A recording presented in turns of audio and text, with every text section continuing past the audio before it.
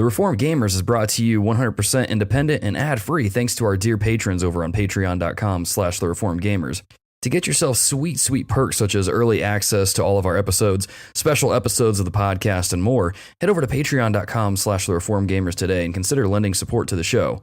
Without further ado, let's hop into the show.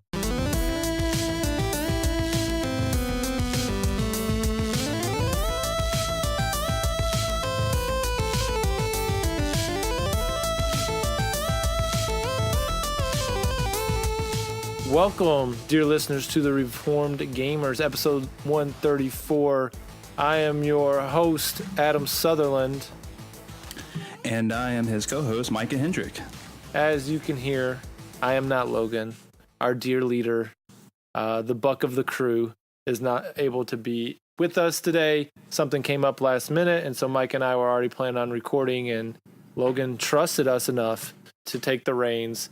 As you know, Micah Hendricks has been a longtime supporter and fanboy of all things video games with us, and so he's been on the show multiple times. So no real need to introduce him. Just know that we are big fans of Micah here on the podcast, so we're definitely happy to have him joining me today. It might be a bad idea leaving the two of us in charge, but we'll see how it goes. That's true. I'm the idea guy.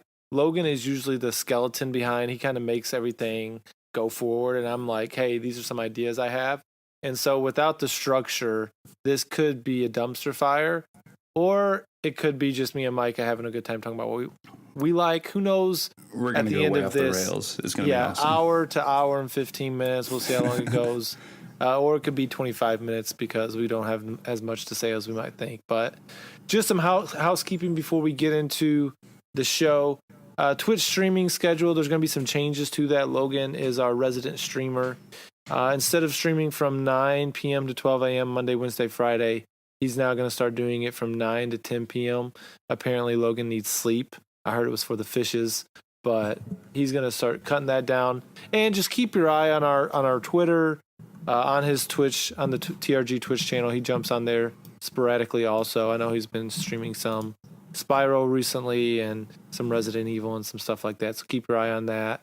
Also, Logan is going to be writing an article on Dark Souls and how it parallels the Christian life, probably how we must die continually to ourselves, but that's probably not. But you die a lot in Dark Souls, and as Christians we're supposed to die a lot to our flesh, and so maybe that's a parallel, maybe it's not.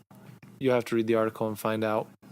But another thing I just wanted to update you guys on, as you know, I wasn't able to join the podcast last week. I've kind of been talking about some stuff for the last couple months on hinting at some big life updates for the Sutherland family. I still have an update. It's not exactly what I was expecting to tell you guys. So back when we were in the process of adopting our daughter that many of you followed, and again, appreciate all the prayers that you guys did for that. Something actually came on my wife and I's radar at the time. It was something called embryo adoption. I don't know if a lot of people that we talked to aren't very familiar with it. We weren't familiar with it when we first read the article, but it is what it sounds like. Because in vitro is something that has grown so much, people are creating embryos. Sometimes families don't use them all, and instead of destroying them or leaving them frozen forever, families have started placing them for adoption. And so, as many of you know, Hannah and I have a great heart for adoption. And so once we got our daughter, we began praying, okay, Lord, what's next? Should we do biological children? Should we do embryo adoption? Long story short, felt God leading us towards embryo adoption. And so for the last about 8 months, we've kind of been going through that process of preparing for that. We actually did something called a frozen embryo transfer. We did that in November. Found out we were pregnant a couple weeks after that, and we were excited. And then over Christmas break, we began telling people. But unfortunately, a couple weeks ago, we found out at our 10-week ultrasound that the baby didn't have a heartbeat anymore, and so it had stopped kind of developing about 8 weeks in. And so that was like right on the heels of the last time that we were supposed to record. And so, of course, Logan was like, go take care of your wife, take care of your family, and definitely appreciate his support in that. But I just wanted to keep you guys in the loop on that. I know many of you have prayed for my family and will continue to pray for us and with us in this process. God has been extremely gracious, even in the midst of some difficulty and some hard circumstances. No one likes going through hard things, but man, I'm so grateful to have a God who gives hope and provides joy, even in the midst of disappointment and frustration and not understanding. But God has been very, very good to our family, and I'm very thankful to have a wife who is just a rock star and is able to, we're both, mourning and grieving and hurting in many ways, but even in the midst of that, just very proud of her perseverance and her trust in the Lord, and an example that she's been to me and to the students around us. And so I just want to keep you guys in the loop on that. Feel free to, if you don't know what embryo adoption is and you're curious, look it up or message me. I mean, we are an open book, so be careful what you ask, because I may give you the answer that you may get more details than you wanted. But I'll just ask that you guys, again, just keep praying for us. Just over the next, it's not going to be something that just goes away. It's something that'll kind of be on our hearts, even in the years to come.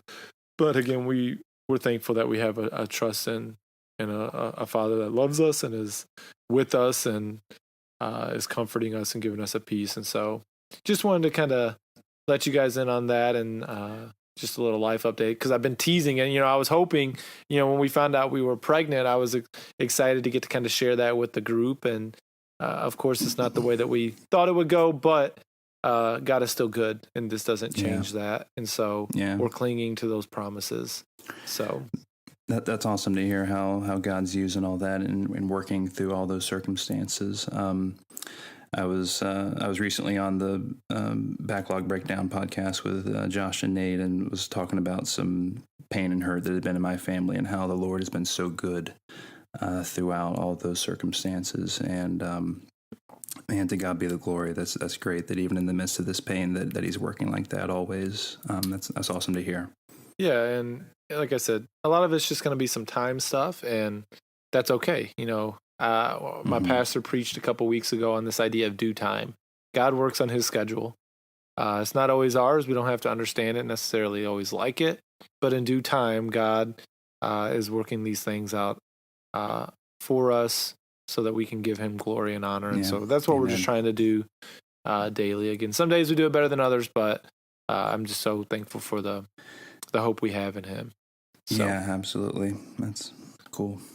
But yeah, let's transition out of that, and not trying to be a Debbie Downer, but definitely just wanted to share that with the group, because I know a lot of you guys care for my family and pray for us. And so, but let's go ahead and start the show with a little bit of what we've been playing and what we've been reading. So Micah, why don't you go ahead and start it off for us? Well, I guess since this is a VR episode, I've got some VR stuff to talk about. I'm going to put that at the end, because we might both talk about some of these things. But I guess first I'll talk about Resident Evil 2, the demo that came out recently. There is a 30-minute one-shot demo, which I guess, basically you get 30 minutes timed, and when it's over, it's over. And I guess you can't play it again. I didn't really try, but anyway, it's supposed to be a one-shot thing. And then it's over. But anyway, I'm very, very excited for RE2 at the end of the month. Or really, it's Friday, but yeah. So this game is a complete remake of the original PlayStation 1 classic. The pre-rendered backgrounds are all gone. The tank controls are all gone. And they've got this, the traditional over-the-shoulder, RE4, RE5, and all that stuff. Sort of. Can I ask a dumb question real quick? And I'm kind of going to, this is kind of a bad question as someone who hosts a podcast. When someone says tank controls, what exactly does that mean? So I don't know if Resident Evil invented it, but it certainly popularized it. So basically, the D-pad was in use back then, because when Resident Evil 1 came out, there was no analog controls. It was just the D-pad. And so basically, there's these preset camera angles that do not change until you walk from one side of the room to the other, and then you get another preset camera angle. So like Metal Gear Solid, the original. Sort of, yeah. So you're always your character is always facing sort of a different direction depending on where the camera is. So the way it works is if you hold up on the D-pad, that is forward for your character, and if you press left, he will turn to his left, and it's just really slow and kind of sluggish of a way to get around. And back then, it added to the suspense and just heightened all that when zombies were trying to get you and stuff. But so anyway, they remade all that. The graphics are completely overhauled. It's using the new RE engine that Resident Evil 7 used, and it looks gorgeous. It's a great recreation. It's got a little bit of change along with a little bit of familiarity. So that's a lot of fun for someone like me who's real nostalgic for Resident Evil 2. And I've never played a Resident Evil. Is this the one to jump in at, or is there a different one that I would say suggest? so. There is a common story thread that goes through all of them, but this is a good jumping in point, I would say, for sure. I didn't play RE6, but I don't think it was well received, and it kind of been going downhill after 4 up until 7, which was good. But anywho, 2 is a great one to jump into. Yeah, you're going to get a lot of the Umbrella backstory that sort of drives a lot the whole entire series. But yeah, if you want to jump in, this is a good spot for sure. Nice. But next up, I've been playing going to transition into some VR stuff. So I've got a PlayStation VR, and I've been playing this game called Firewall Zero Hour, which is a Rainbow Six style first person tactical shooter. You get 4 versus 4, and you go on these sort of these missions where like you have to defend a laptop from the attacking enemy while they're coming to hack it or whatever. So you get into these sort of scenarios where really most everyone's mic'd up on this game, and you're talking to your teammates, and it's just really it's a pretty bare bones first person shooter, but just having all of it in VR, and it's really quite functional, and like it has all the basics like down pat and correct. Mm-hmm. And actually, you and I, Adam, we got to play some last night, and hooked up for the first time, and got to play a few missions. But yeah, it's a lot of fun. It is really basic and stripped down as far as like modes and feature set, but there's a decent amount of single player stuff to comb through and sift through and get good before you get in with everybody else. But yeah, what are your thoughts on it? Yeah, I think if I was playing the game just in a regular non-VR, you'd kind of be like, this game is not worth $5, sure. Mm-hmm. But the fact that you're doing it in VR is what makes everything so special, and the fact that it works really so well. I know you've kind of got a little bit different experience than I do because of the aim controller, but even using just a DualShock 4 and trying to aim through the sights, again, there's some quality of life things that they need to adjust, but as VR is growing, we'll talk more about this later, they're going to continue to probably update, and I know they've already done that, but yeah, it's crazy to see how well it works. Just being able to, you can stand up, you can duck, you can look around corners, you can kind of reach your gun out and shoot around corners. Yeah, like all those things. It's like the immersion behind it. You put the headphones in and you're talking to your team. There was a point last night where we're playing and like, you're going around one wall, I'm walking around the other. We're like covering each other's backs and stuff. You do that in like Call of Duty and stuff, but you're running so fast and everything is so quick. You're like, oh, if you die, it doesn't matter. In these matches, because it's basically one round, then you're back in the lobby kind of reloading up. So everyone takes that one life that you get extremely serious. Right, so it is very much more tactical. You have to talk to your teammates. You've kind of, all right, and if you die, the cool part is you don't just, well, I'm dead. You kind of take over the camera system, and you can still talk to your teammates of like, you've got one outside, you've got one coming in your door. People out. Depending on what camera angles, you may not be able to see them, but usually you can kind of get an idea of where they're at. So it's definitely a fun experience. I'm glad I've got it, but I'm definitely kind of with you and hoping that they add to it just to give us more, But again, VR experiences. You're not going to sit down and necessarily play this game for 2 hours. You're probably going to your VR legs. even if you're a pro, it's going to be hard to sit there and do it. So I understand why but they can still give us a little bit more. But it's a good time, and I'm excited to get to play more with you. And I know Logan's worried about getting seasick, but it's a good game, not a great game. But yeah, playing with friends is a great time, and yeah, having each other's backs and calling stuff out, it's a lot of fun. So I've been playing Firewall. The other game I've been really gotten invested in lately, I got for Christmas Tetris Effect, and boy, this game can be played on the regular TV or in VR. And I played about 50-50, I think. I started off in VR, and I was like, well, let's see how it is on the TV. And I was like, oh, this is pretty good. It's actually really good on the TV as well. But I went down a rabbit hole with this game. I don't know. I probably played Tetris when it originally came out on Game Boy. I played it on the original Game Boy a whole lot, and then maybe 2 or 3 other times throughout the years, the 25 some odd years between them. And so you pick up Tetris, and it's like riding a bike. You're like, all right, I got all this stuff. There's a couple of new rules that I wasn't aware of that they teach you real quick and easily. But putting on the VR headset and experiencing all the visuals, and then you put on headphones and you experience all the wonderful music that it has, which is obviously wonderful in or out of the headset. Yeah. And you get in this zone like very few games can offer. I only something like a rhythm game or some sort of like puzzle game kind of like this in this sort of vein can really sort of give you this sort of zone feeling. I don't know, but went through the journey mode, which is the campaign, and it starts picking up speed really quick as far as the speed level at which it starts you at and all those sort of things. And by the end, you are flying down puzzle pieces. I don't even think I was looking at my actual piece. I was looking at the bottom where it was going to go, and then looking at the next piece and kind of working like that, because that's how quick you have to go. But goodness gracious, this game is very highly recommended for just about anyone. It is a little overpriced at $40 because a lot of people looking at like Tetris for $40, and I get that. It's you might want to wait for a sale at 20 or less. Definitely grab it. But this game is absolutely wonderful. Yeah, I took the Micah method. I don't know if you saw this in the backlog beatdown, but I saw that. I think I mentioned it, but I was at the last level on normal, and it was just kicking my butt. And I'm like, I just want to roll credits.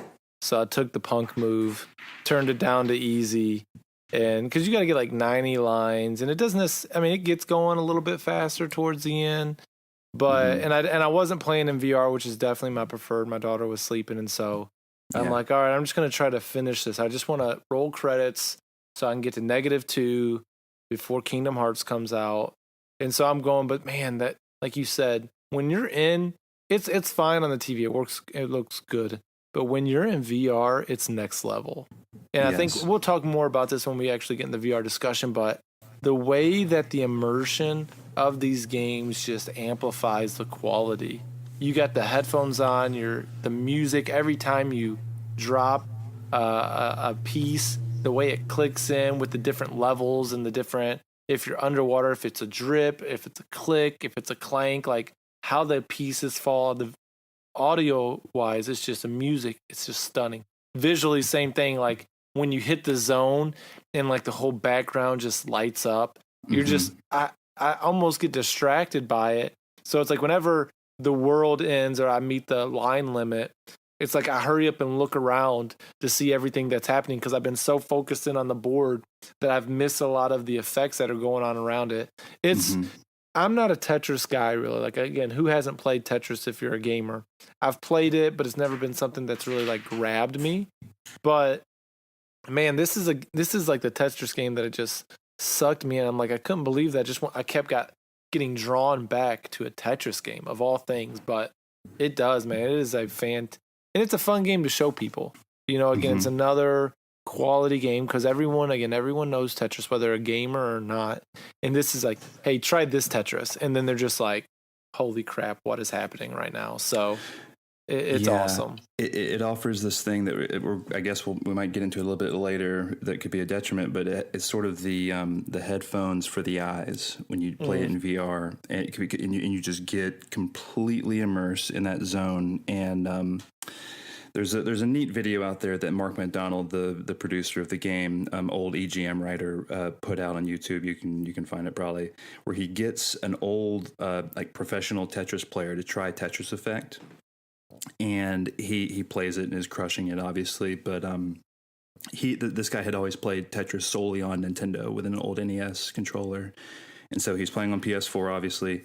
And he was like, "Hey, can we try the VR?" And they weren't really expecting that. They put it on, and he starts doing better in VR. And everyone in the room is just like, "Whoa."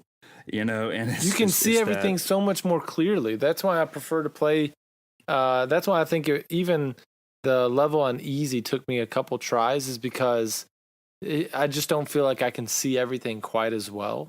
I don't have to shift my eyes maybe as much, or maybe I have to do it more but it is, I feel like I'm better on VR than I am when I'm playing normal. Yeah. So. But definitely go back and try it on normal that last stage again, because I was beating my head against the wall on it, and then one day I came to it fresh and I just got it the first try. And I was like, wow, it just seemed way easier that time for whatever reason. So definitely go back and try I'm it gonna again. get back to it. I'm not gonna, I'm definitely gonna keep playing it. I might do some of the other features and just some of the chill, like they have like the chill mode and stuff like that. Oh, that stuff is real good. I've gone through several of those things. That stuff is very good. So, but I'm not going to let it be me. I just really, like I said, I want to roll credit so I can feel some sense of accomplishment. But so anything else you want to talk about, or you want me to take over? That's pretty much it. Yeah. What you got? Yeah, it's been a long time. We were talking kind of pre-show. I think it's been almost 2 months since I've been able to record. But so I've been playing some. I didn't get to play as much over kind of the Christmas break as I'd like. We celebrated my daughter's birthday. I was back home. But I'm like, whenever I have long breaks where I'm going home, I took my Switch, because I have Smash and I've been playing that. I'm not going to go into all the details of that, but I have been playing Smash. But I'm like, you know what? It's time to bust the Vita back out. Love my Vita. There's a bunch of games on there that I've, talk about. My majority of my backlog, I feel like, is Vita games. And who knows if I'll get to half of them. But a game that I went back to play, I beat the first one. I've got the Ratchet and Clank trilogy on the Vita. And so, now, is this the original PlayStation 2 ones? It's the original PlayStation 2 ones, but they're kind of like updated. So they released them on PS3, and it's kind of the PS3 port of them. So I beat the first one a long time ago, and so I'm like, you know what? I was looking through the games I had. I'm like, I like Ratchet and Clank. I like the characters. Let's kind of jump back into the second one. So it's longer than I was anticipating. It's like a 14, 15 hour long game, and I was thinking it'd be maybe 8 to 10. And so I'm still slogging my way through it. It's definitely not, I mean, the game's fun, or I wouldn't keep playing it. Like, I do enjoy my time with it. It's a decent challenge because of the controls on the Vita more than anything. I think if I was playing it on a PS3 or even PS4, I didn't find the new Ratchet and Clank that difficult per se, but the fun weapons, the fun characters, it's the goofy story and stuff. The fact that the game is called Going Commando, that's kind of funny in and of itself. And so I've been playing that game. I'm probably 8 or so hours in, probably maybe a little bit more. So I'm getting close to finishing. I want to finish it, and it's actually keeping me from getting to my Switch. I've got Hollow Knight on there that I want to get to. I bought LA Noire on Black Friday for $10, but I'm committed to finishing this game on my Vita before I go and jump in another game. So definitely gonna keep playing that. I finished a game, my first kind of single player game of the year. I beat Shadow of the Tomb Raider on the PlayStation 4. I'm kind of torn. The game it's more Tomb Raider. And so I enjoyed those aspects of it.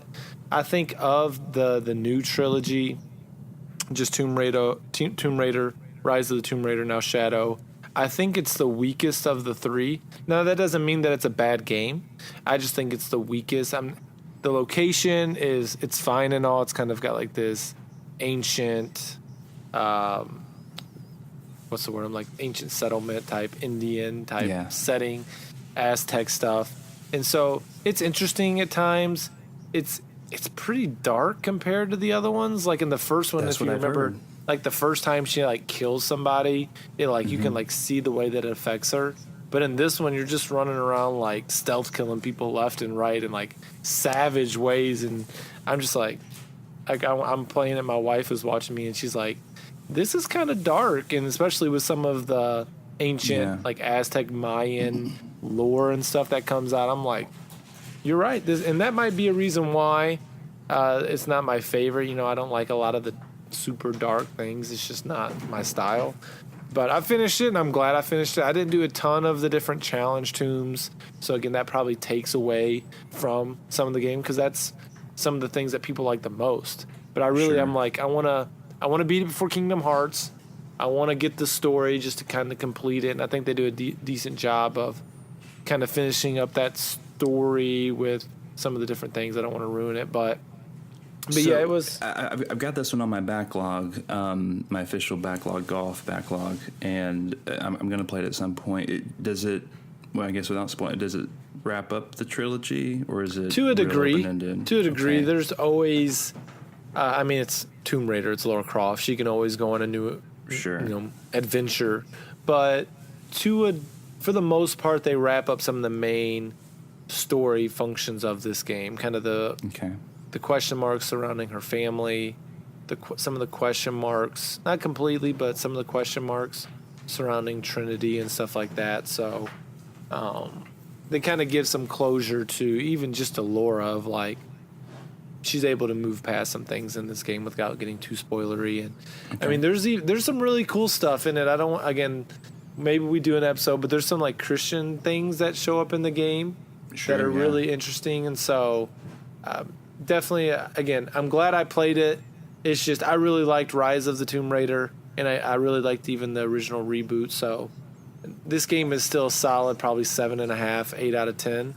But I just like the other ones a little bit more. So How would you rank the three? probably 2, 1, 3. Okay, I think that's the general consensus. Yeah, 2, 1, 3. So the second one was, I mean, fantastic. But Yeah, anyways, agreed.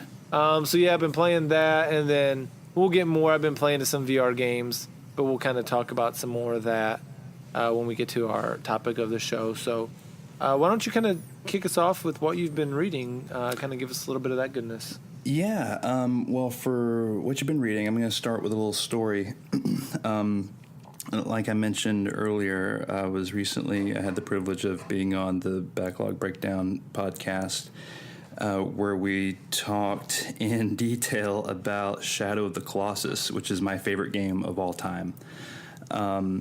And so we recorded that episode, and I don't remember if it was before or after, but Nick Sutner's Shadow of the Colossus book by Boss Fight Books came up, and I said something how I'd never read it or whatever. And anyway, we went about our business, and a couple of days later, Nate messages me and is like, "Hey, man, you're going to have something in your mailbox here in a couple of days." And I'm like, okay. So anyways, a couple of days later, I checked the mail, and this book is sitting there. So shout out to Nate McKeever for sending me this. This is awesome. Made my week for sure. So I've been reading that, and I'm about, I don't know, about 2/3 of the way through it or somewhere around there. But Nick Sutner is an old one-up journalist, oneup.com, if you know that website, that kind of spoked off, I think, from EGM. But anyway, he was sort of known for that crowd. He worked at Sony, working with indie devs and stuff for many years. And now I'm not sure exactly what he's doing, but he wrote this book back in 2015. And it's just a love letter to Shadow of the Colossus and to their fans, and just he appreciates this game way more than I do, and he pours into the book in really detailed ways, and has these anecdotes from his personal playthroughs as he goes through each Colossus, or just facts about the game, or he talks to Fumito Ueda, the creator of Shadow of the Colossus, and has snippets of the interview from that in the book, which are just great little pieces, little nuggets to consume. But it's really sort of I love games like Shadow of the Colossus and games like Journey, where it's just real minimalist and you everything's sort of stripped down and there's this big sort of nature. But it kind of this book sort of helped me understand a lot of why I appreciate that sort of genre of game. And Nick spoke to Genova Chen, who is the creator of Journey, and Chen talks about this little facet of these sort of games. And this is a quote from Chen. He says, "Awe is when you don't understand something, when you feel that the mystery is so big that in contrast you are so small, so insignificant, so that we have exposed yourself." So that you have exposed yourself towards something divine. We have to make the player feel small, and so a large landscape is very effective in making you feel that. And that's also how church works. Most churches have such a high ceiling that makes you feel small. It makes you feel this moment that you share with God. And I just liked how this guy, Genova Chen, who I don't believe knows the Lord, is just talking about awe in this way and how you reveal yourself in front of the divine, and how games like Journey and games like Shadow have that quality to them. And I think that is sort of what draws me to them. And just so reading stuff like that has really been kind of neat and sort of helping me sort of wade through those waters of why I like certain games and stuff. So yeah, Shadow of the Colossus by Nick Sutner, really good read. Nice.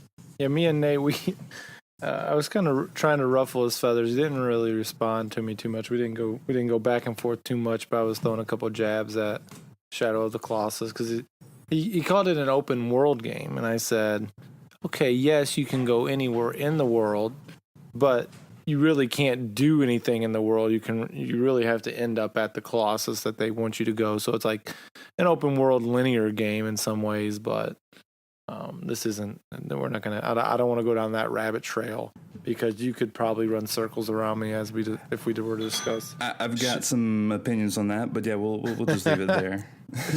But yeah, that's good. Yeah, I've been reading a couple things. I got to read a little bit more over break than I have really in a while.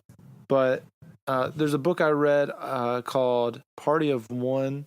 It's let me get the full title. Party of One, Truth, Longing, and the Subtle Art of Singleness. So some people are probably thinking, Adam, why are you reading a book on singleness necessarily? You're not single, you're married.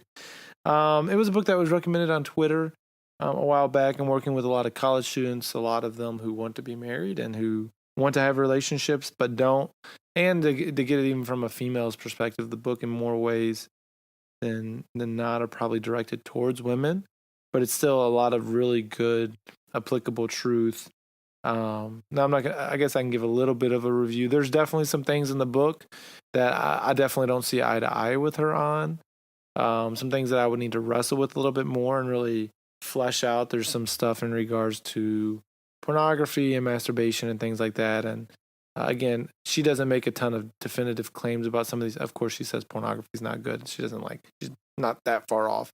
But just it's some interesting conversations that she has there. But there's one thing she talks about that I thought was really, really good. I'm trying to see if I can find the exact quote in the book. But so here she says, talking about being single, she says, I am single because God is so abundantly good to me and because this is his best for me. If I am single today, it is because God is good to me, so good that he loves me enough to save me from less than his best. And for whatever reason, that's marriage. I am a have, not a have not. And so kind of looking at this idea of, now she wants to be married and there may be a time where she gets married, but kind of the point of, if God is really for us, if God is really good to us, if God really loves us, if he's given us his best in his son, he's not going to give us less than that in other areas.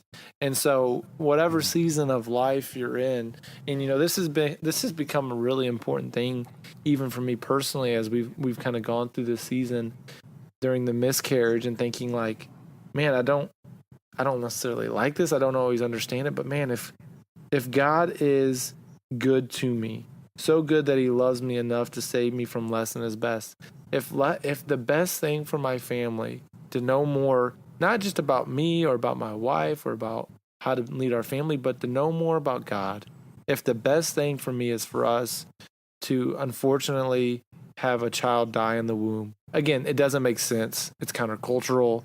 The world would say, Adam, you're crazy for even talking this way. But if I trust the Lord, again, I don't have to like it, but I can still seek to learn more about him because God is abundantly good to me. Mm-hmm. And even in the midst of really hard circumstances, and for her, she really wants to be married. She talks about that throughout the book. But this idea of like God's best for her in this current season of life still, I don't believe she's married yet, is singleness. Man, that's God's best for her. It's not second best. It's not third best. It's like, no, God has something that he can teach her and use her in her singleness. And then she has a really good kind of theology of singleness really throughout the book of not waiting till marriage to get involved, and God doesn't promise marriage and kind of some of the lingo that the church uses. But it's really been a important thing to me, especially as that last line, she says, I am a have, not a have not. And so even though we've lost a child and we've miscarried, I am still a have. Like, yes, we may not have that child, but God has given us so much more. We have our daughter. He's given me a wife. He's given me so much more than I deserve, and kind of wrestling with, if God never gives me another child, trying to, again, right, it's easier to say now, but if we go, but hoping and believing and trusting that, man, that is God's goodness towards me, towards my family. And hopefully if I'm walking by the Spirit, it's not of Adam. So if you hear anything positive coming out of me right now, don't get it twisted. It's definitely not the flesh of Adam kind of talking hope and joy. It's the Spirit that is working in me. And so I hope that in the future, depending on what life has dealt me, that I can reflect and say, man, this has been a good thing for me and for my family. While it may have hurt, while it may have been hard, I've come to know God more through the difficult circumstances than if God would have given me necessarily everything that I've dreamed and hoped for. So definitely something that stuck out to me in that book. I would say in regards to the recommendation of this book, I think it was worth the read. I'm glad I read it. I think there was some challenging sections. Again, just because you read a book doesn't mean you have to agree with everything that's in it, of course. And so there's definitely some things in the book and she recognizes some of the things she says that maybe can be a little controversial and they may be a little hard to hear, but they were good for me to think through. And so I'm thankful for those aspects of the book. Again, that's called Party of One by Joy Beth Smith. And then another book I'm reading, it's kind of weird how they, again, I didn't plan on this book kind of, but with life circumstances, but it kind of just happened. My brother-in-law got me a book called A Crook in the Lot. It's a book by Thomas Boston. It's all Puritan paperback. He got it for me for Christmas last year, and I'm like, I want to read the books that are given to me. And so I started reading it. I'm like, I have the paperback, and I'm like, this is like, I have no idea what this book is talking about. The language it's old school. It's hard. So I found there's actually a free version on Kindle with updated kind of language. The author goes like sentence by sentence and kind of updates it. There's still some of the language of the original text, of course, just with the idea of the crook of the lot, meaning like the suffering in life, the adversity that you go through in life. That's what he means by the crook in the lot. And he's kind of, and again, just very applicable to kind of the situation in life, that circumstances of life that our family's going through. So I've just started that, but excited to get more into it. It's been, my wife was actually listening to a podcast where they were talking about miscarriage, and they actually referenced this book by Thomas Boston. So it's kind of cool seeing how God's providence is working some things out together in his sovereignty. And so I'm hoping and believing that it's going to be very good for hopefully me and for my family. But so that's what I've been reading, and definitely, again, just thankful for how God is even working through the books that I'm reading outside of the Word and going through Hebrews there. And I could go more and more on with some of the things God's teaching me through Hebrews, but we'll continue on in the show. But yeah. So without delay, let's go ahead and get into the topic of the show. As you can see in the title, we are the VR bros, more like the PS VR bros, but we'll try our best to kind of, dabble and discuss briefly some of the other VR units, but we're definitely more experienced with PlayStation VR. So let's just kind of set a groundwork for the discussion and just kind of look at some of the kind of the brief history. And there's probably going to be a lot that we miss. So when I think of VR history, the first place I go is the Virtual Boy. I mean, yeah, I don't know if you had a Virtual Boy, but I remember I've actually got a kind of funny story with my Virtual Boy. I got it for Christmas one year. Mario Tennis, man, fantastic. Did you have a VR Virtual Boy? Man, you just triggered a memory in me. No joke. Like just now, I didn't have one, but I straight up played Mario Tennis in a Toys R Us one day, like in at the demo station or whatever. So that's crazy. I just remembered that. I did not remember that until just now. It's amazing that I have the sight that I have by playing so much, and the flexibility of my neck. But so I had a Virtual Boy and it played. There was Mario Tennis. There was this boxing game that was basically impossible. I don't think I ever got past the second fighter. It was like robot boxing or something. There was a really good Wario game that was like fantastic, where you kind of put on these different hats and you could kind of. Have you ever played Mutant Mudds? No. It's a game where you can find on your phone, Vita, Switch, all the different things. But you can kind of go forward and backwards within like the background and kind of what's right in front of you. You kind of warps you. So this game had some of those aspects. Fantastic. So I've got my Virtual Boy. I'm enjoying it. And then, I'm a pastor's kid, ministry family. There's a guy in our church. He's kind of in our church. They don't even really attend, but my dad, this kid breaks both of his legs. He's constricted to a bed. And so what does my dad do, being the pastor? Without giving me the option, he takes my Virtual Boy. He takes it over to this guy's house. And I never see my Virtual Boy again. And I'm like, what the heck, Dad? He's like, I'm just going to do this. Seriously. It was like, hey, this kid's broke his legs. You can go outside and play. He can't for the next 6 months or something like that. Made the executive decision, man. And I'm like, I get it. But, man, so it's kind of funny because I held that grudge over his head until I was probably 23. And right before I left for seminary, it was kind of like a gag gift. He got my brother-in-law. And so that was, I was probably 10 at the time, maybe 11. I don't remember exactly my age. But about 12, 13 years later, he re-gifted me one for nice. Christmas, just because I had always given him a hard time about giving away my Virtual Boy. That's funny. So that's my first real VR experience and kind of stories of Virtual Boy. But what are some other thoughts that just kind of looking at a brief look at VR kind of over the years?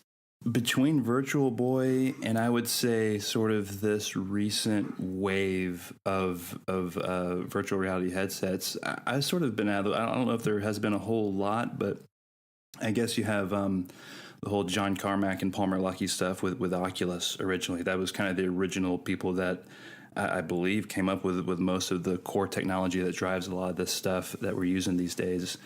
But you obviously have Oculus and the sort of the saga with Facebook and all that.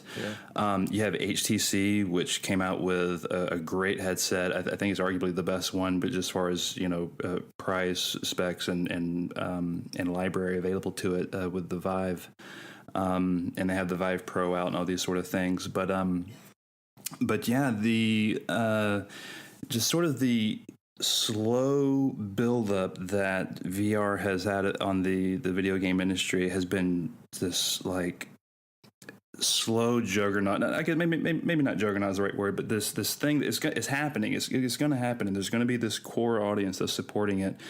And I don't think it's a fad. It has fad-like qualities to it that it would make you think that. But I think this is a technology that's here to stay. And Oculus and Vive and those things on the PC are really showing what you can do with high-end specs, while things like PlayStation VR are getting it actually in homes and on people's heads with their sheer numbers that they're cranking out.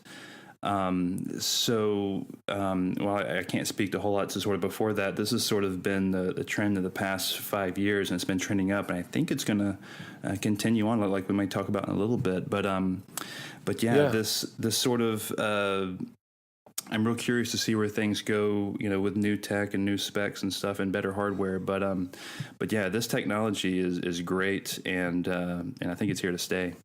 Yeah, I think one of the things that's kind of a challenge to VR, kind of looking back, is it's if someone hasn't got their hands on the good stuff, it just looks like a gimmick. Because how long ago or how many different things came out where, hey, put your phone in this thing, build this cardboard box, it makes your phone VR. And I mean, again, given for what it was still kind of cool. But it was a gimmick. No one really took it seriously. And so for maybe some of your casual gamers, when they think VR, because of some of that stuff, they're like, oh, this isn't something that's really serious. It's just something I do it was cool once. But, there has kind of been that build up. It's been kind of slowly growing and growing and growing and growing. And I think some of the other companies, we've really done a lot of stuff with PSVR, but I think kind of as you think of Oculus and HTC, the Vive, and even the Samsung Gear to a degree, I think it's not really on that upper echelon level, but they kind of did some of that grunt work of kind of getting it out there and kind of getting people's reactions. And then kind of like you said, PSVR has been able to keep it affordable, because in order to use some of these other ones, you've got to have a pretty good PC. You've got to have a couple cameras, and I've seen some guys set up even in my dorm, and space, and again, you can have some really crazy good experiences. So it's usually worth it for some of the different options that you have that you can't do on PlayStation VR. But the PlayStation side has made it accessible financially. People, there's 90 million PlayStations out there, PS4s. You can go out and spend an extra $200 on Black Friday, and now you're in the VR world with a lot of really good games. It's not just a gimmick. When it first came out, there was kind of some experiences, but it's like, there's like full-on games and some of the stuff that we have talked about and we kind of will talk about, and that kind of transitions us into it. So let's talk about kind of, and again, this is mainly going to be geared towards the PlayStation VR, because that is what Mike and I both have. Some of you may have other experiences with the Vive or with the Rift. And let us know. Tweet at us, send us a Facebook message. We'd love to kind of hear your guys' experience with the VR that you have. Again, probably even if you're using some of those, it's been even way better and greater than some of what we've been able to experience. But let's just talk kind of about either what we've played or what we've really enjoyed about our experiences in the current state of kind of VR. Well, I'll start. I guess I should back up a little bit. I've had a VR for, I guess, a couple of years now. In March, I guess it'll be 2 years, because I got it for my birthday. So it had been out for, I guess, 5 or 6 months at that point in time. So the library wasn't huge. I was getting stuff like Batman Arkham VR. I was getting things like rigs and stuff like that. But these were good games, and I was floored. The first game I booted up was PlayStation VR Worlds. That was the very first thing I tried. I had not experienced any VR whatsoever, and my jaw was on the floor almost immediately. It's like, whoa, this is what it's like. You have sort of a thought in your head of what it may look like or what it's sort of like, but when you're in the space. And I was like, whoa, this is trippy. You got the headphones on and everything, and you feel cut off from reality. If you have the headphones on, and a dark room helps, so light can't seep in and those sort of things. But it's crazy. But some of the games that I've loved over the years have been have been Farpoint, which comes with this aim controller, or you can play it with this aim controller, which is like it handles like a real like assault gun or something. But that's a lot of fun. That's a sci-fi first-person shooter. This really cute platformer, third-person platformer called Moss, where you control this little mouse, and it has wonderful puzzles and this little tail, and this very beautiful world is great. And then I know something you've played, Adam, and most recently come out is getting a lot of buzz, is getting a lot of VR awards and stuff, is Astrobot Rescue Mission, which came out of nowhere, sort of. Astrobot is this, if you've played the Playroom, I think it was packed in with every single PlayStation. If you had the camera, you could do some stuff with it. And then there was something for the VR when it came out, but it's sort of the pseudo VR mascot for PlayStation. But anyway, they made a full-on game. Sony Japan made a full-on game platformer that has a lot of Nintendo influence in it. I think. My gosh. It feels it's basically like a Mario game. 64 in VR. Everybody, a lot of people say that, but it is. But you're in the world. Like, you're so used to a Mario controlling the camera.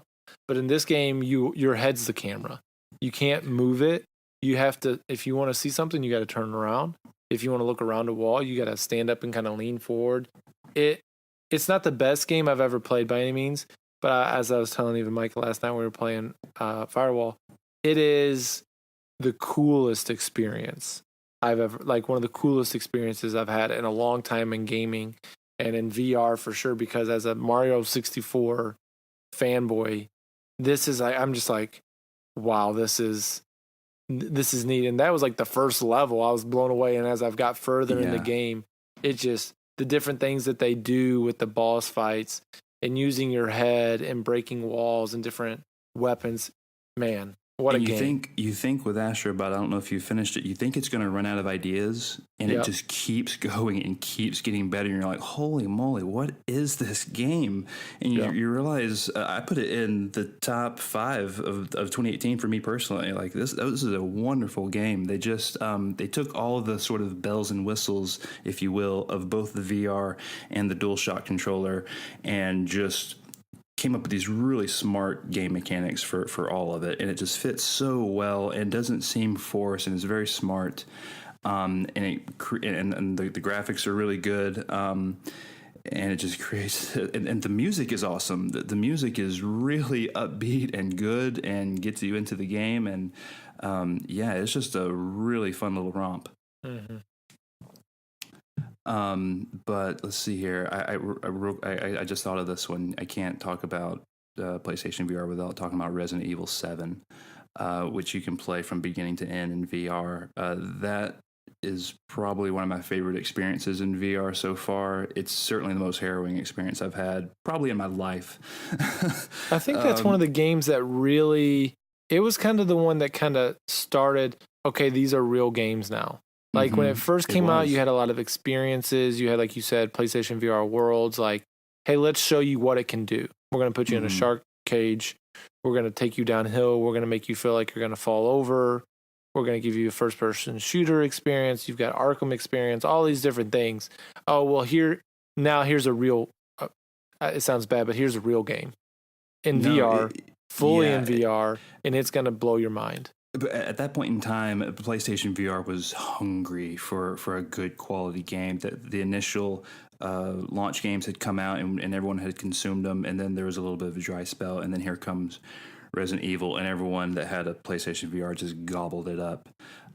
For good reason. It's a very good implementation for VR, and man, it puts you in that Baker home like nothing else. I can't do it. There's no way. I struggle with Until Dawn, Blood Rush, like the sound. Well, I guess my biggest problem with that game, sorry to jump in. No, you're good. But I'm playing Until Dawn, and I didn't know how to turn the headset down. So it was like on 20. And so the sound was so loud, which made it even more freaky. Okay. And it was like hurting my ears. And so once I figured out the volume situation, instead of looking like a noob, the game was a little less intimidating.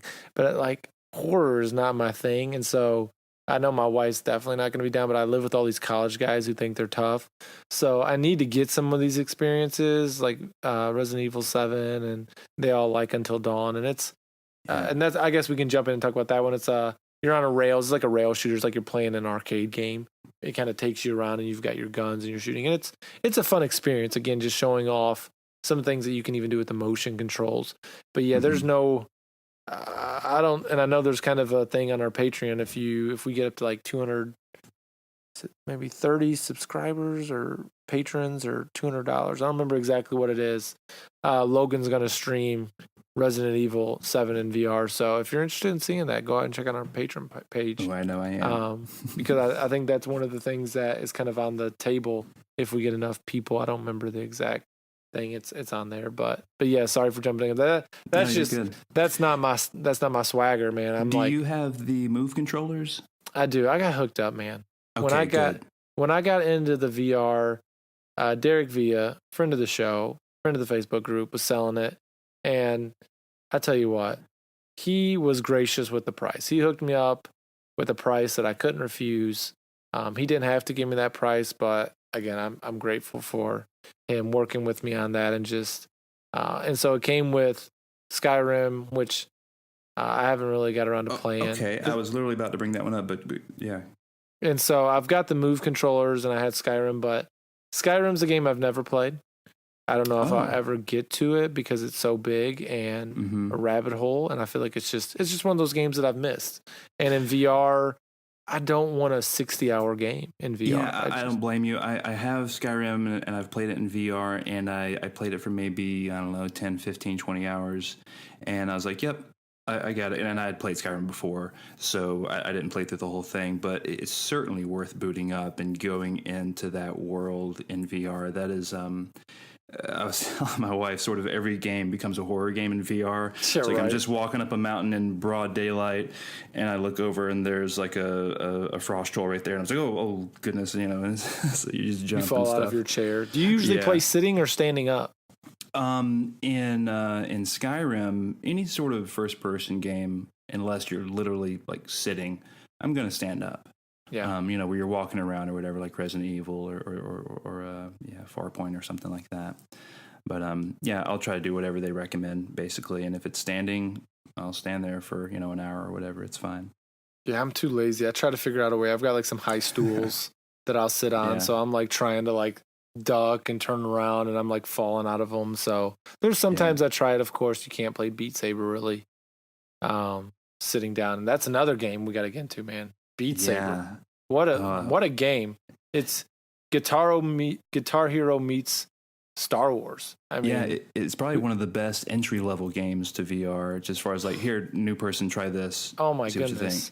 I've had some friends over multiple times, and these are a couple of them have dabbled in games. There's a couple of them that they're not gamers at all. Even Hannah, my wife, but they watch you first of all. So you're like, hey, let me show you this.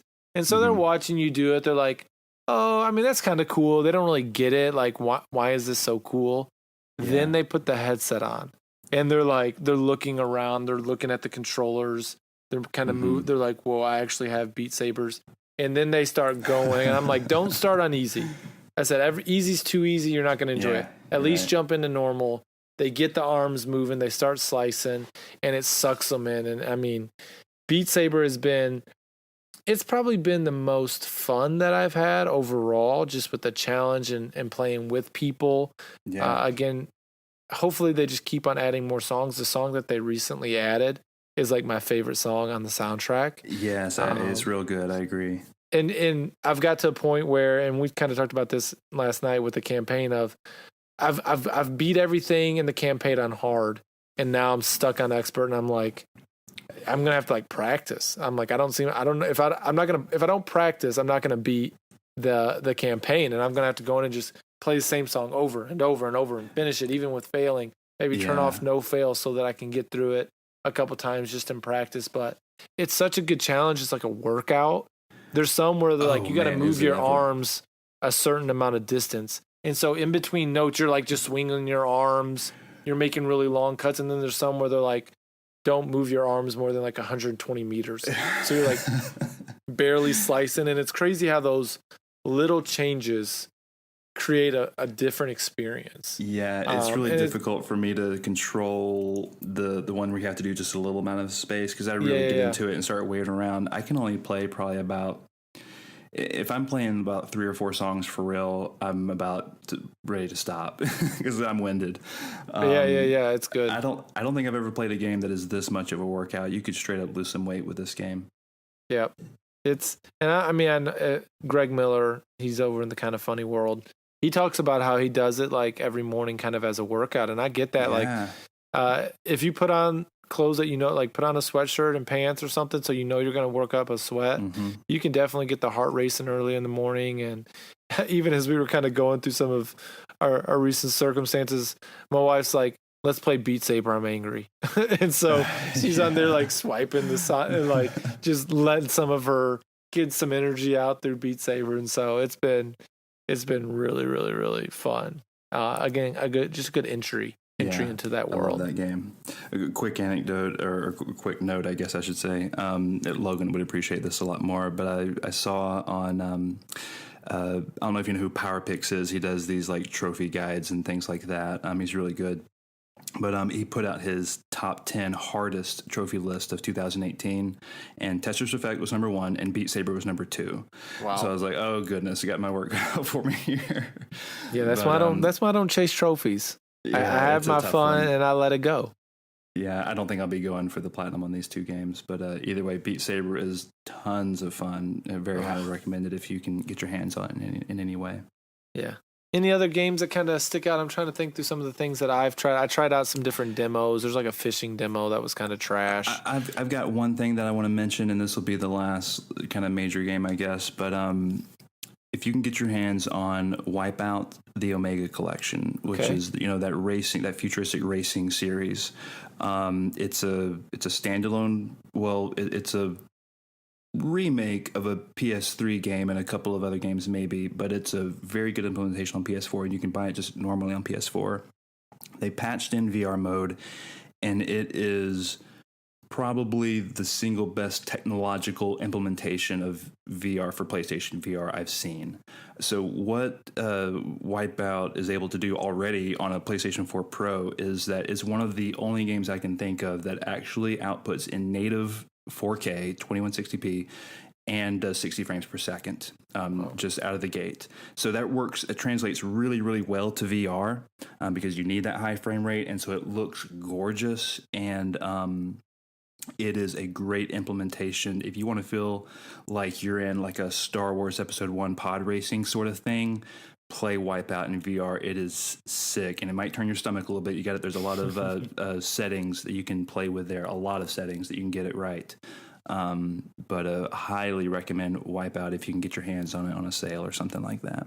Nice. Yeah. The only you kind of, as you said, talking about being patched in, one of the things one thing I'm super excited about with VR is I've seen the demo for Hot Shots. Oh, I guess it's Everybody's Golf. I know in you're VR. excited for this. Yeah. And I'm like, oh my, because we played around. Didn't we play around together one time? We sure did. I would love to hop back in VR. That sounds awesome. Oh my gosh, that would be so much. I already told Logan, like, there's something, when it comes, if it's any good, I can just imagine, all right, hey, let's go golf 9 holes together in VR. And you're like looking at each other talking. Yeah, instead of like doing the weird little whistles and stuff, like your character's sitting there like running around. I mean, I don't even know what they'll do with it, but that's one that I'm really excited for. Yeah, probably because I liked like Wii Golf and stuff like that were fun back in the day. I've heard you talked about it in the past episodes or whatever, and I had actually traded in Everybody's Golf, so I don't have anymore, but I'm definitely willing to rebuy it if the VR mode is good and we can get someone going on. I would definitely pick that back up for $10 or $15. Yeah, and the only other thing that I really need to mention is if you've been watching just regular TV or whatever, they talk about it with the Oculus Go, I think. They don't mention it, but like they show people like watching a courtside game of basketball or they're watching like a movie. But there's something called Next VR. It's basically the experience to where you can watch sporting events, stand-up comedy, concerts, all these things front row.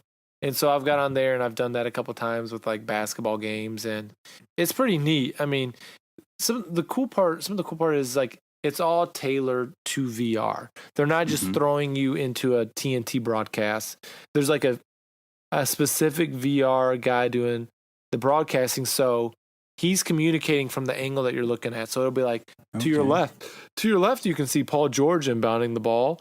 And to your right, you can see this, nice. and then all right, you looking like, and they changed. There's like a couple different angles. So if you're like at the scores table, they'll say, and here you can see to your right, like James Harden checking into the game, and you're like looking up to your right, and they're right there. So it's I gotta do that, man. That sounds awesome. Yeah, it's a really cool experience. I'd like to I've watched like replays and stuff. I'd like to watch some of the big games. Like they had the NBA Finals last year in like HD versions. It's not like crystal clear with the camera, but they have like even some like a 3D. You can do flat model or 3D, and the 3D even looks pretty cool. So that's something I definitely recommend checking out, especially knowing you have one. You just download it from like the TV app and it's just Next VR. But so yeah, speaking of Next, where do we kind of see VR? Like what's next for specifically PlayStation VR? So let's talk about maybe some upgrades or some quality of life, things that we're looking forward to specifically with PlayStation VR, and then we even kind of can tailor the conversation to where do we see VR maybe coming or going with Xbox? Yeah, I think there's a handful of hindrances that exist today with PlayStation VR specifically, and I'll sort of stick there. And one of the main ones is just all the cords and wires that are dangling off of you, especially if you've got a headset hooked up. And especially for a game, something like Beat Saber, where you're really moving around and whatnot, the wires can really be a nuisance. So getting it wireless, I think, is probably one of the number one priorities for them for the PSVR 2.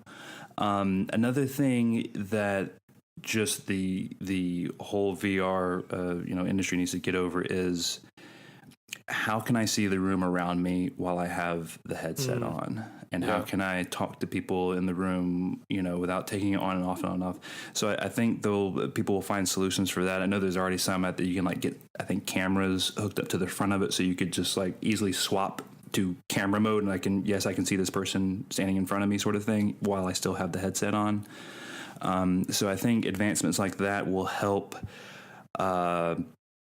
Get it on more heads, and obviously there will be improvements with motion sickness and getting frame rates and resolutions better and those sort of things. Obviously, you have to run, for I think minimum specs for a PSVR game is you got to have 120 FPS, so 60 per eye basically. So having the power of a new console, the PlayStation 5, obviously it'll do nothing but good things for it going forward as far as specs and stuff like that. So hopefully they can hardware wise get rid of some of those hindrances like the wires. And just boost that resolution, man. Some games in PSVR just look really grainy and whatnot because the resolution has to be so low. But that's something I'd be looking forward for PlayStation. Yeah, I think, like you said, the cords is definitely one, and I don't know how they'll go about that, but that's a big one. Charging it, stuff like that will be. I mean, you probably have a wired option, and then if it's your battery's low, but definitely. Cords is a big one. I think continuing to up the resolution in the headset. It's clear, but it gets a little blurry. So finding a way to clean that up, because I don't think it's necessarily like that on your Vive and your Yeah, I wouldn't assume so. I've not used an Oculus or a Vive, but I would assume, one thing I've been telling all my buddies or whoever that comes over to try the VR, and they take it off and they're like, wow. And I'm like, yeah, and that's the worst one. Yeah, right. Yeah, that's this is a low end budget one in many ways. Right. I was like, just think what it already is sort of for other headsets and what it will be in the future kind of thing. But yeah. Yeah, and so I think those are kind of the big ones. Continuing just to bring more games to it, trying to find ways to, like you said, the motion sickness aspects. But I think you hit a lot of them on the head. Just make it work better. It's the structure is there, the meat is, the bones are there. Now let's keep tweaking it and making it this and that a little bit better. Okay, keeping with the camera and all those different things the tracking and whatnot. It's really one. A lot of good. So, what do you think about Xbox? Are they do you see them entering this world? Do you see them staying hands off? Do you see them eventually buying one of the other ones, or being bought out by one of the other ones? I don't think they can stay away forever.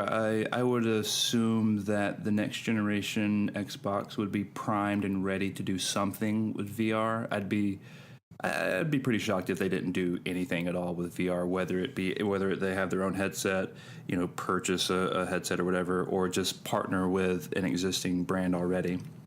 And crank out some exclusives or whatever through that channel. But I think they're definitely going to get in the realm. And sort of like I said before, I could see Microsoft doing more of a here's some better applications, some better real world applications that you can use outside of games that really can connect people, and you could have some virtual reality conversations or something. I don't know.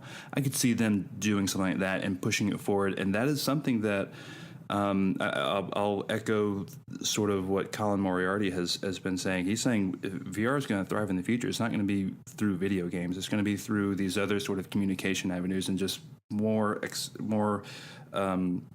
applications that apply to everybody and not just to gamers. Yeah, business world, instead of doing conference call, you've got VR call. You're seeing the person, something like that. Sure. And, again, headsets will get smaller, less goofy and all that sort of stuff. But yeah, I think Xbox is primed and ready to do something with VR. And I think they're primed to knock it out of the park, too, if they make their own or whatever. I think they're going to have a good headset on their hands with whatever they do. I hope they do enter the realm. Obviously, competition is always great, and it would push Sony to do better things with theirs. Yeah, and I would even add with that. I mean, you it's only going to make everything else better when the big dogs are involved, like Xbox. It's going to make PlayStation be better because they can't just settle. So as long as, and I think that competition is going to be good for both. But I guess my real question is, how long until we see a Nintendo Labo VR builder to where, hey, you put your VR in this piece of cardboard and all of a sudden your Switch is a VR unit. That's where Nintendo's going to go. Like everyone else is like, Nintendo's going to be like, yeah, let's sell cardboard and we're going to punk all these people and there's a Mario VR game and you can only play it on Nintendo and you can only buy it if you build it out of cardboard. And so they're gonna do something goofy. Who knows when and if Nintendo tries to mess around with it. I mean, they tried it again. I guess they were the OGs with the Virtual Boy. Maybe they feel burnt. I stopped trying to predict what Nintendo does there. Yeah. They do their own thing. Well, before we kind of finish up the topic, let's just talk about some maybe dangers that we see with VR. I know we got some of these kind of listed out, and I kind of let you have your pick of the litter, and we'll kind of just discuss them as we go. Well, one thing here is lack of personal interaction and just sort of like I said, and sort of blocking yourself off. I mentioned before that it's sort of the headphones for your eyes, and it's cool. I'm not gonna lie, it's cool to experience this stuff and to get lost in Skyrim, for example, or to be scared out of your pants in Resident Evil. It's cool getting lost even further in these worlds. I love it. But it introduces some sort of inherent dangers that definitely aren't good for really, anyone, but especially for the Christian. And just, we sort of talk about cell phone usage, like when you come home, maybe and you get on your phone and, there's people in the room with you potentially, and you're just not interacting with them, and then this is just sort of a whole other level. While, it's wise to, for me personally, you have to pick and choose your VR time, because for me, especially with kids, it's a very limited window. So, being a good steward in that way with that sort of stuff, and because when you're in it, you're in it, and it's almost like you can chat with someone on the couch while you're playing a game on the TV normally, but if you're going to have the full VR experience, you're going to be disconnected from just about everything. Yeah, that was one thing I was kind of going to jump in and say. Like, I remember when I first got mine, and we were kind of discussing, okay, doing this with a family and with with me with having a kid and you with children, like you really do have to be wise, because it's one thing if I'm sitting on a couch playing a video game, my wife is watching me play it, we're discussing, we're talking.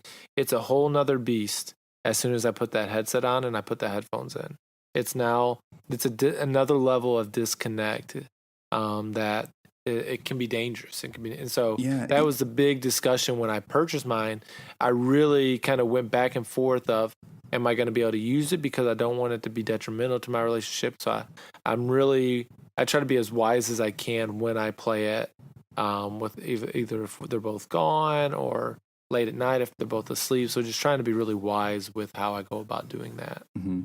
Yeah, even kind of just personally, you would think that when you're by yourself, that's the best time, and it is. But even doing that, I'm a little apprehensive. I just lock the doors, you know, someone could just come on in and just start walking. I don't want someone to sneak in on me, and all of stuff. a sudden they rob my house because I'm playing. Yeah, they literally can't hear anything or see anything. The only way I find out is I'll whack one of them in the face because I was doing some sweet combo, slashing and dashing or something. But I think a couple of the dangers that I see, I mean, this is already getting there. And again, I don't want to go too deep into it because I don't want to give footing to potential temptation and sin, but just the way that our world twists and uses everything in regards to sexuality and specifically kind of pornography.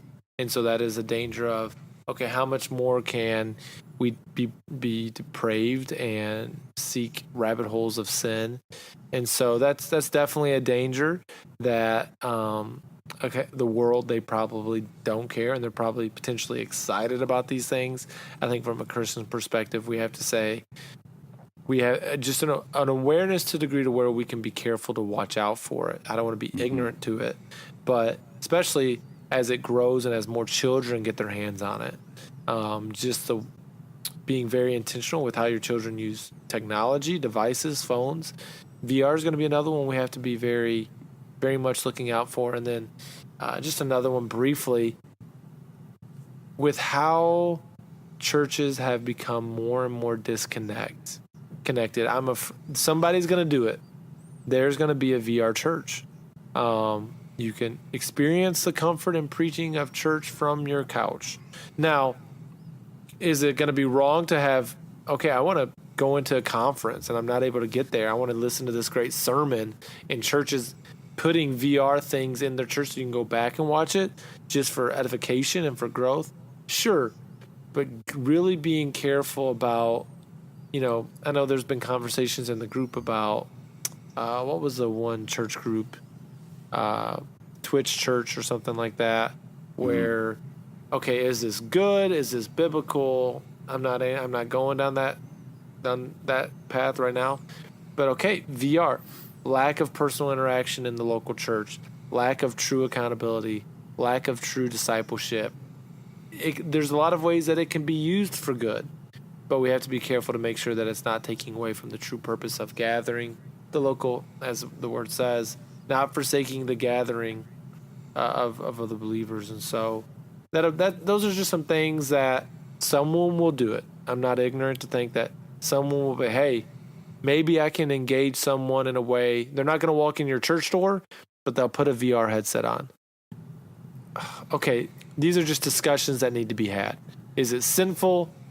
Of course not. I don't believe so. But is it the best way to go about reaching those? I don't know. It's a good conversation. Let us know what you think about the future of some of the VR church, being aware of lack of personal interaction, just some of these different dangers. Anything else kind of come to mind as I bring up that discussion? No, that about covers it. I've got some thoughts on VR church, but I'll save it for now. I think there's certainly some good discussion you can have there in the group. I'd be curious to hear people's thoughts on what are some good ways to use this technology for ministry and stuff like that. Because like with any technology, you can use it for good or ill. Yep. And I'd be curious to hear some of the dear listeners' thoughts on that.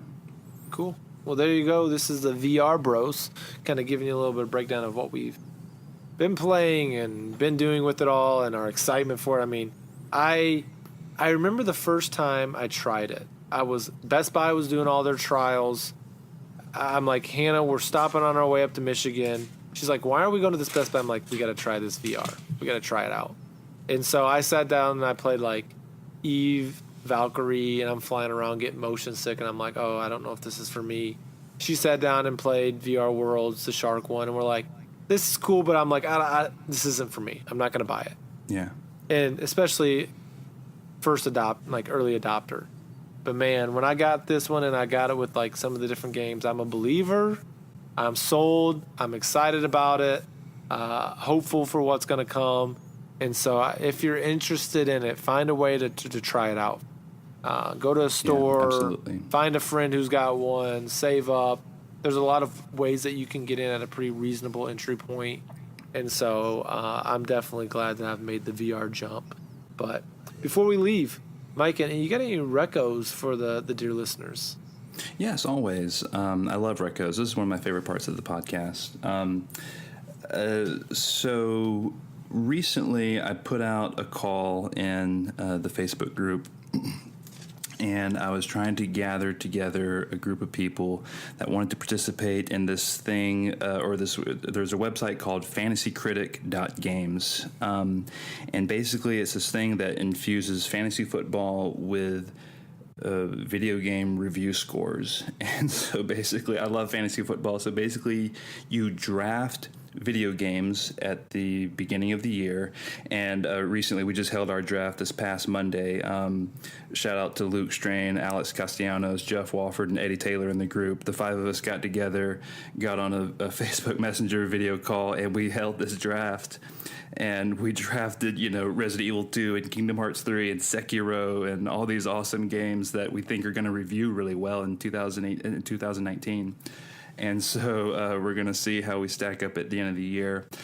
So I'm recommending this site. If you like fantasy football at all and care at all about video game reviews, go check out fantasycritic.games and set up a league.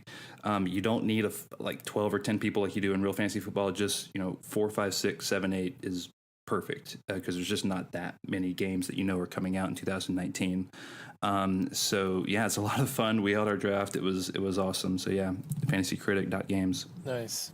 Yeah, I would have loved to have got to get involved with you guys, but I think when you asked me, I was like, yeah, all this family stuff is in the background, so it probably makes a little bit more sense to you why I said no now. Hopefully we can pick up some steam and do it in future years. So yeah, we can keep going with it.